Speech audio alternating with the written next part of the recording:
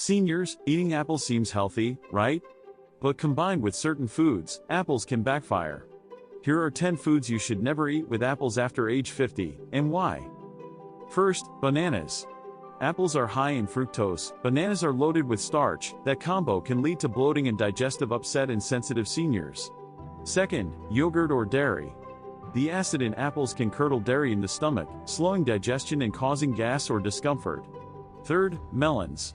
Melons digest very fast.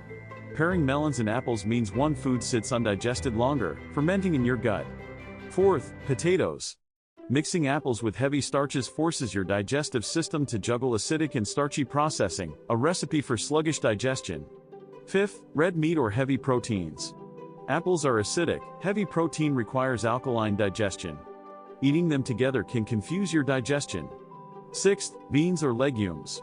These already demand slow digestion. Adding apples sugars intensifies gas and bloating. Seventh, citrus fruits or oranges. Both are acidic, combining with apple intensifies acidity and may irritate your stomach lining. Eighth, fruit juices or sweetened juices.